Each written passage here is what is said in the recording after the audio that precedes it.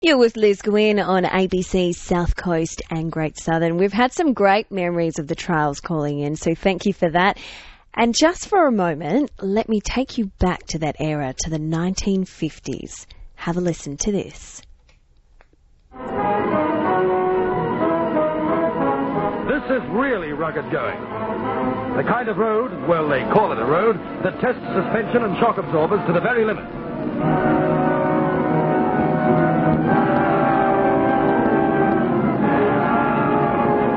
Into the Australian bush, and these tracks certainly weren't made for Sunday drivers. They're rough, and the hazard of dust is beginning to take its toll.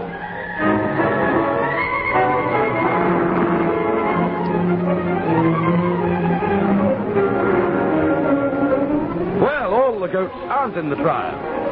S. Carpenter noses his Zephyr gingerly into a dried-up creek bed. We said it wasn't for Sunday drivers. That was some original coverage of the trials from 1954. Now, the trials were an enduring race around Australia, and it tested the cars and also the racing drivers. Infamous Jallock Knight Jack Murray will feature in a film produced and written by Robert Galinsky, or otherwise known as Bobby Galinsky. And the film hasn't yet been made, but it will be called Dust and Glory, and some of it will feature Walpole and also Denmark as well. It's inspired by the Evan Green novel, and we caught up with Bobby earlier just to ask about the film and exactly what it's going to be about. Bobby, good morning. Good morning. How are you? Very well. Now, Bobby, can you tell me a little bit about what Dust and Glory is about and what inspired you to make this film?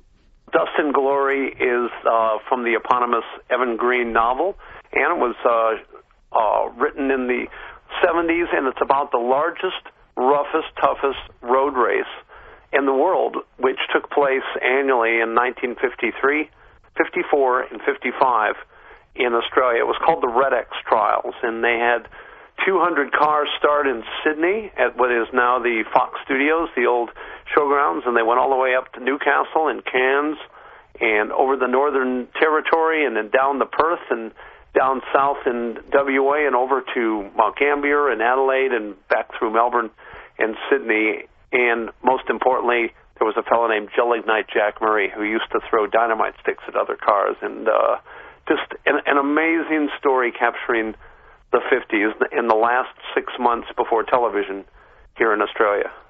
And as we were talking about earlier off air, you were saying that this is a story that you were told as a kid but didn't quite believe it. Yeah, I heard from a kid, that there was this guy in Australia in the 50s that threw dynamite at cars, and I thought it was like, oh yeah, like Santa Claus and the Easter Bunny. And when I moved here 18 years ago, and my business partner, Elizabeth Howard Jackman, gave me the book, I was like, oh my God, this is for real, and we both had a passion to make this into a major motion picture, which our dream is coming true this year. How do you, when you've got this idea of what happened, how do you then go about getting all of the facts, piecing them together, and then working out how it will fit into each scene of a movie? Well, we never let the facts get in the way of a good story, kind of like the Prime Minister. So what we've done is I've taken the book and adapted the novel into a screenplay. And the novel is actually based on the true events, but it's also about a fictitious fourth race. They only ran 3, and this is about a fictitious fourth race and a woman who competed and an American who came over from the U.S. and tried to sabotage it. So it is based on actual times, and Jallock Knight Jack Murray and Jack Davey, the most famous broadcaster in Australia at the time. But some of the characters are fictitious, and some of the scenery is, shall we say, hyped up for action sequences and for international audiences, so that this is really a love letter to Australia in the 1950s. And anyone that was around then would remember the Red X races. It was the event of those years, absolutely the event. So you've obviously got a big following in Australia because of those people who are around and have grown up hearing these tales. What about in America? Do we hear much about this race over there and this American driver? Well, it's interesting. That's a very good question. Car enthusiasts know about it, and it had competitors from the U.S. and the U.K. and famous Formula One drivers like Jack Brabham. But outside of that, the reason that we'll be able to make it very popular is we've signed Simon West, who's the director of Expendables 2, which is #1 at the box office today, Lara Croft Tomb Raider, Con Air, films like that. And we're speaking with huge casts like Christian Bale, Ryan Gosling, Gerard Butler, Natalie Portman, Scarlett Johansson, names that you've probably seen in the newspaper articles. And that's what pulls in a big audience in Europe, the UK, and the US, is big stars. And then, of course, they'll become acquainted with the story if they aren't across it. And the exciting thing about this, especially for people living in the Great Southern, is there is a chance that a few towns may feature in this film, but if not, it will definitely be coming to WA. Can you give us a little bit of an insight into that? There's a couple of big factors there. One, the most important part of the screenplay takes place in Perth at the halfway mark as they start to make the turnaround, all these cars coming back, and a lot of the cars never were able to make it back. And so there's a huge plot point, a huge climax, I guess, if you're thinking of Titanic, after it hits the iceberg, what happens then? And because there's so much good scenery around there, and because the area from Perth South is integral for how we want to shoot, and we've also got a couple of our larger investors from the area, we see a tremendous opportunity to feature WA, one as the big turning point, one as the end of the universe in those days, in 1956, the furthest place from any civilization, and there's just a tremendous amount of areas that we'll be scouting there, and with director Simon West and the DOP. We're getting pretty close to making those decisions in a few months, and hopefully we'll start shooting early 2013 at this point. Are the communities in the cities that you do film in, are they generally really supportive of you doing that just because of the tourism, I guess, it brings to that place? Well, in Australia, I don't think there's any better support. People love it. In like LA and New York, they kind of get used to it so much that it's like an inconvenience. Oh, the traffic, oh, the crowds.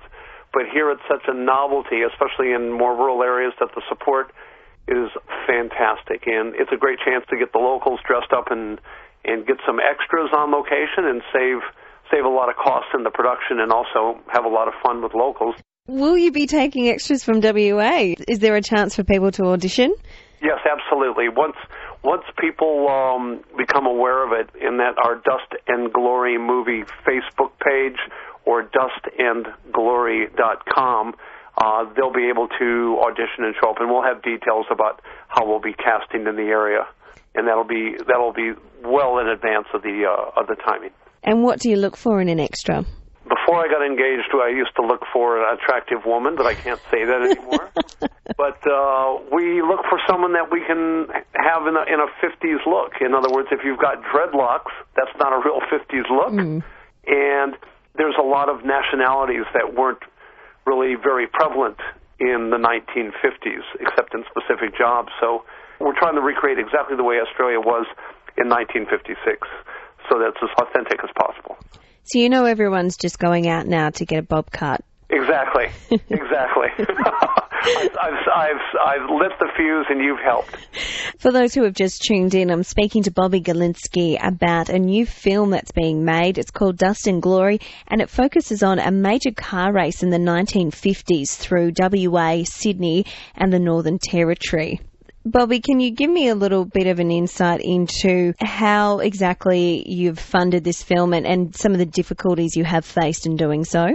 Well, when we started the project in 2005, when we optioned the book and started the script, we knew that we wanted to make this film, and it's north of $30 million.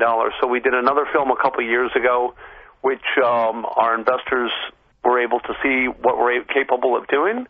And we started really actively raising money on this 3 years ago. And a major car manufacturer has put their hand up, the manufacturer that won the 1953 Red-X, Peugeot. Many people are familiar with. We've got several other manufacturers that will have involvement. We've got a gentleman that is a large battery manufacturer, private investment.